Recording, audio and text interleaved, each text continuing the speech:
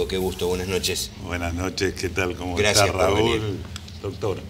Qué bien se te ve, porque andabas ahí con un problemita de salud, recuperado. Sí, sí, gracias abuelo a Dios. nuevamente, digo, las cosas de la vida nos acomodan un poco, Exacto, ¿no? sí, sí, sí. Y además, en realidad esas cosas de la vida que vos mencionas concurren para que uno se sienta mejor y evidentemente eso lo refleja, ¿no? Se aprende mucho en ese sector, ¿no? En esa arista de la salud que te tocó. Y Digo, se más allá aprende, después de los se aprende cargos ejecutivos. bastante, sobre todo se aprende mucho cuando uno está del otro lado, ¿no?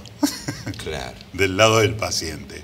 Claro. Por eso, digamos, recalcamos tanto, a veces en la universidad, esto de la empatía con los alumnos, ¿no? Ponerse en el lugar del otro. Y sinceramente es algo que a nosotros, cuando nos formamos como médicos, en realidad en anatomía, histología o cuando comenzábamos la carrera, nunca nos hablaban de estos conceptos. Sin embargo, hoy a todos los muchachos que comienzan su carrera, realmente recalcamos esto, de Parte ponerse de lo que en el vos lugar decís cuando de le los entregan la matrícula Sí. a los jóvenes médicos, ¿no? Bueno, es un poco lo que es nuestra costumbre, los médicos chapados a la antigua, como dicen, ¿no? Sí. Como Domingo, Santos Tieso, uno. Sí, sí. Mira, el otro día estaba en el hospital, había un residente.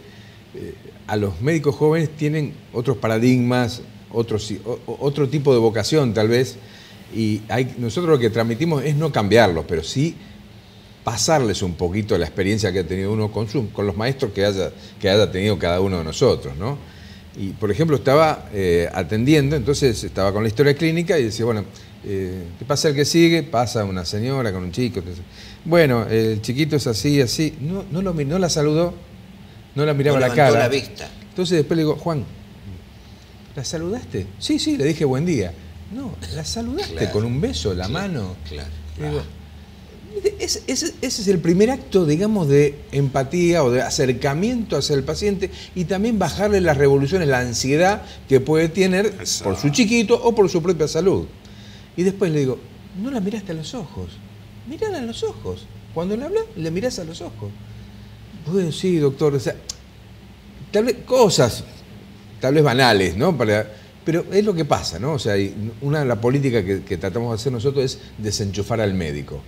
¿Viste? No, bueno, vamos a hacer una placa, vamos a hacerle esto. No, primero revisalo, interrogalo, palpalo, auscultalo, percutilo, o sea, todo lo que, ¿no? Lo que a nosotros aprendimos de jóvenes y bueno, queremos dejarle por lo menos enseñanza. Yo no sé si Santos lo dijo al aire.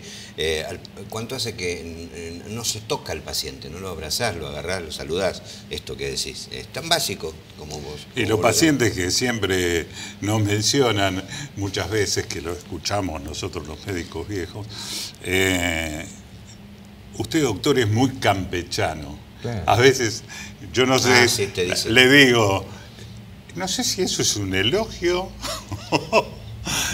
Entonces me dice, no, dice, lo que pasa que distiende, lo que decía Mauricio, ¿no? Un poco, distiende el hecho de saludar al paciente, mirarlo a los ojos, darle, digamos, una muestra de afecto ni bien entra a la consulta, eso lo relaja mucho. Y además, Eso sí. yo siempre también le paso unos tips, como se dice ahora a los muchachos, dice, recordale algún hecho que seguramente te haya comentado, que haya sido para él muy Claro. importante.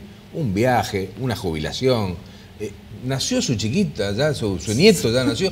Sí, usted sabe.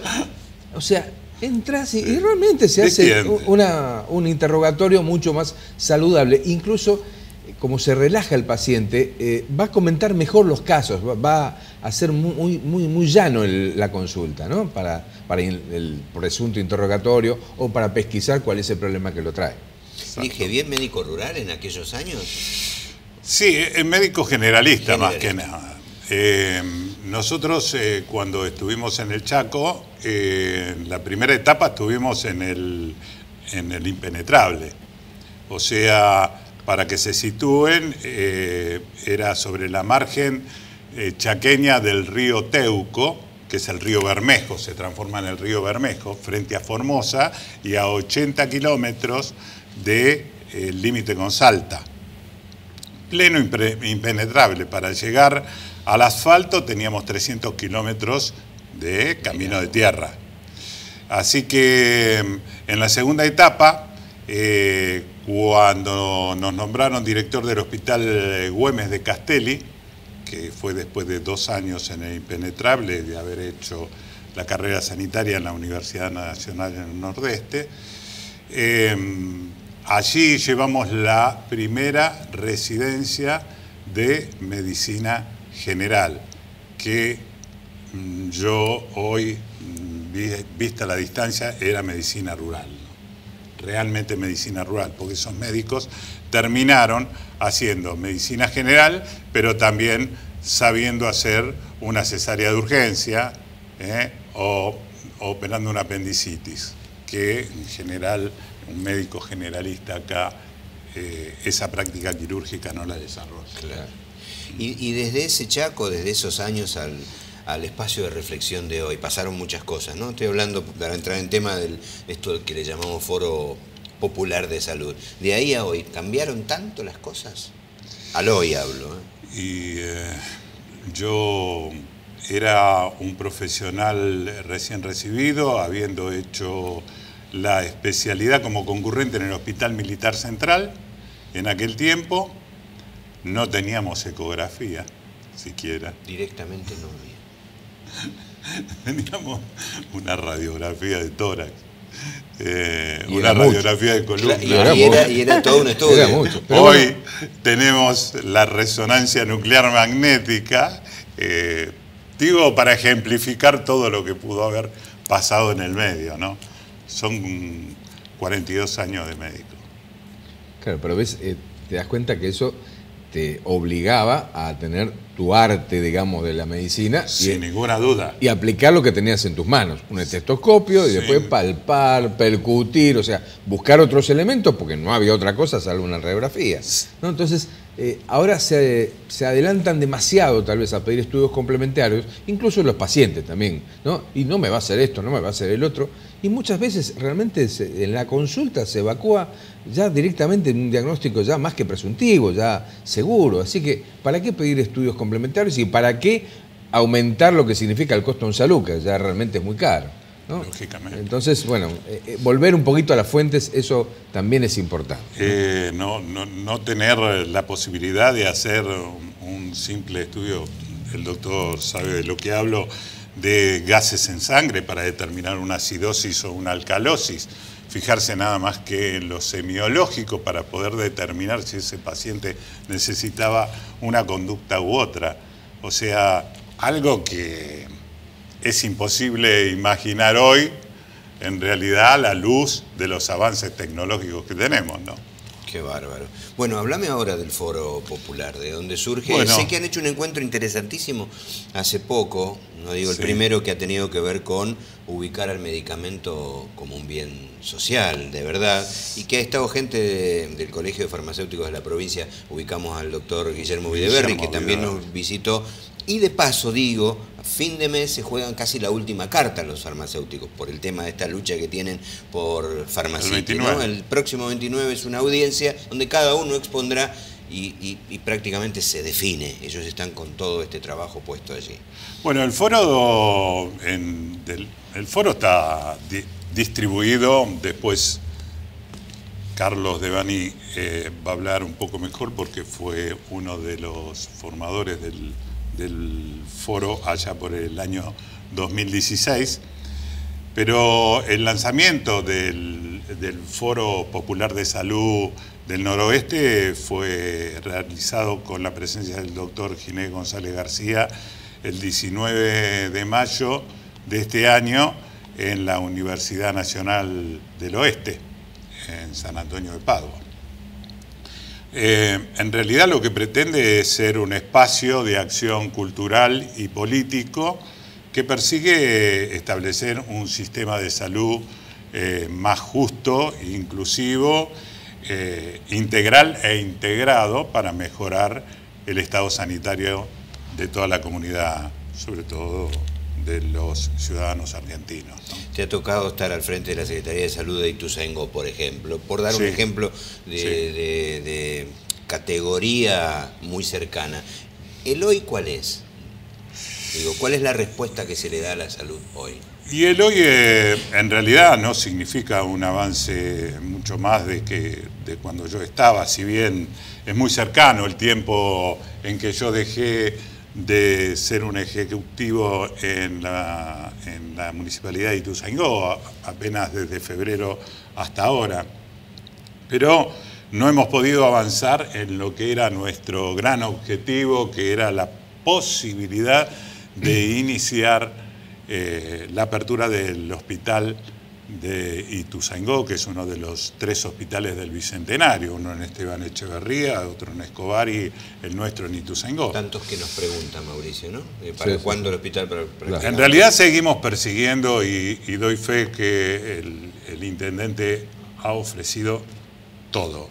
Y cuando digo todo, ha puesto a disposición del gobierno de la provincia la posibilidad de la primera etapa, que era abrir la guardia del hospital, o sea, trasladar la guardia del hospitalito, completarla e instalarla en el hospital del Bicentenario. Los que no son de la región, porque llegamos a muchos lugares, Hospitalito es el lugar que tiene Ituzaingó, como localidad pequeña para atender, deriva por lo general.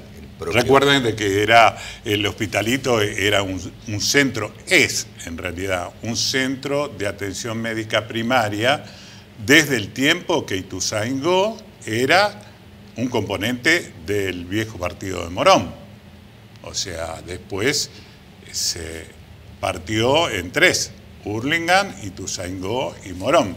Pero nosotros teníamos, y tenemos, diría, porque tenemos 3 camas de observación y, digamos, la demanda nos ha llevado a tener una guardia de 24 horas médica, de laboratorio y de imágenes, que sinceramente no alcanza para dar cobertura a una población de 170.000 habitantes según el último censo. Acá hablamos de salud, ¿no? Nos encargamos de todas las aristas en tantos años. La propia gente de la política que conduce la provincia dijo, es imposible que podamos abrir el hospital de Ituzaingó. Digo, yo no creo que sea imposible. Yo sé que... Una cuestión de costo. Vamos a aceptar... ¿Cuánto tenemos? ¿80% hecho? ¿Cuánto? No, 95. 95%. 95 en lo edilicio. O sea, la verdad que... Pero, digamos, con porque usted... si vos decís, y recién se hicieron los cimientos, bueno, claro, bien, claro. Lo que sé, me imagino que con la condición económica del país, pero 95%, falta el empujón final. Una alta autoridad de este gobierno en materia de salud, no lo voy a mencionar, en realidad me dijo, no era la cuestión hacer edificios hospitalarios sin ton ni son. No solamente a mí, sino en presencia del intendente. Y yo por supuesto, bueno, al no poder completarlo por no tener presupuesto o por no querer disponer de presupuesto para estas acciones en salud, significa de que, bueno, lo menoscabaran desde el punto de vista del relato, estas construcciones. Todos coincidimos en que hoy por hoy el recurso humano es un gran problema para nosotros, sobre todo en salud. Eso es una coincidencia total. Pero no podemos dejar de reconocer que el primer paso lo podemos dar, sobre todo cuando recibimos auxilio del mismo municipio que nos dice, vamos a abrir el hospital y vamos a poner esa guardia que la tenemos maltrecha en el hospitalito, en un edificio acorde para que el ciudadano común pueda ser atendido con dignidad, porque de eso se trata. Carrillo, cuando inauguró los grandes hospitales que todavía hoy persisten, lo que trató de darle al ser humano es dignidad. Lo que tratamos nosotros, desde nuestra posición política también, es darle dignidad en la atención, sobre todo a los trabajadores, a los más humildes y a los pobres, para darle una mejor atención desde el punto de vista humano. Igual, Mauricio, no alcanza, ya vamos al corte, pero no alcanza con el 95% de la obra, digo, el material humano, y vos lo sabés bien, que te reclaman de distintos lugares. Sí, no, obviamente, pero vos fijate. La inversión en equipamiento. No lejos de ahí, tenemos un municipio que es Merlo. Merlo tiene 2 hospitales. Un municipal, que es el viejo hospital Eva Perón, y el Héroe de Malvinas, que está sobre la ruta 200. Y no se da abasto. O sea, acá estamos con una, como dice muy bien Domingo, un centro de atención médico primaria y tenemos un 95% de una estructura que después, está bien, falta recursos humanos, bueno, veremos de qué manera facilitar para por lo menos por partes, por sectores, ir a lo más urgente, que sería un sistema de emergencia, un sistema de guardia, y después ir ampliando de acuerdo a las necesidades y a la posibilidad de conseguir ese recurso humano. Además, yo le respondí en esa oportunidad que en ese cordón que va de Moreno a Edo, si se quieren, al Hospital Güemes y al Hospital Posadas, no existe nada, no existe un segundo nivel de atención que realmente permita la internación como corresponde de los pacientes. Nosotros teníamos planificado y presupuestado para el 2016, en el último trimestre del 2015, el hospital funcionando a fines del 2016 con 450 agentes, 450 personas, de los cuales ya teníamos todos los currículum y todo encarpetado y todo presupuestado para esa época, último trimestre del 2015. Hoy, digamos, los costos son distintos, por supuesto, ha cambiado. Pero por lo menos le podíamos aportar la guardia, que era el primer escalón.